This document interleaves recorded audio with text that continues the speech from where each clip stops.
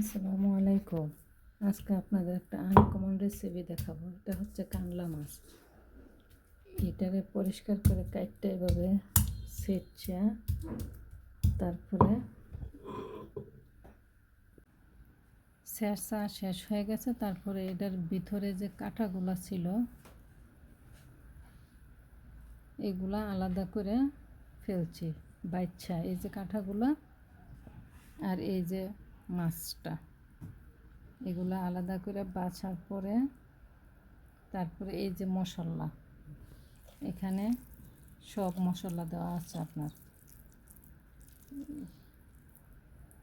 আদা, রসুন, জিরা, পেঁয়াজ, ধনিয়া, এগুলা সব মশলা দিয়ে মাইখা, সব মশলা দেওয়া হওয়ার পরে আমি এগুলো ব্লেন্ডার দিয়ে করে নিয়েছি, তার জন্য আমি দেখাইতে পারি না।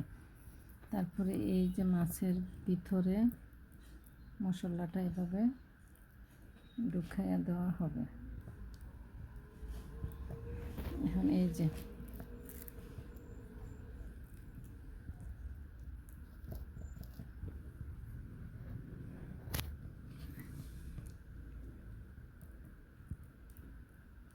এখানে যে একদম মাছ হয়ে গেছে। আমি একটা করে আপনাকে দেখালাম, আর পরে আমি এগুলো করব, বাজার সময় আবার দেখাবো। এই যে একদম মাছটা কিন্তু ভিতরে একবারে খুলে ফেলছিলাম, এইভাবে এরকম করে খোলা ছিল মাছটা, মাথা পর্যন্ত চামড়াটা আলাদা করা হয়েছিল।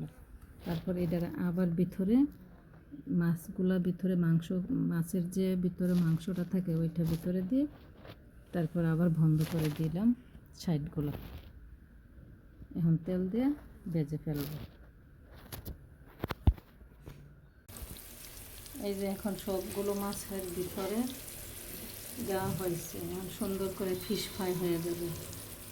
এই যে তেলের মধ্যে দিয়ে দিচ্ছি, 5 মিনিট ভাজলেই হয়ে যাবে। এই যে হয়ে গেছে কানলা মাছের কাটলেট ভাজা। এই যে এখন আমরা সবাই খাবো। আপনারাও এভাবে করে খাইতে পারবেন। কীভাবে করতে হয় যদি জানতে হয় বলে দেবো কমেন্টসে।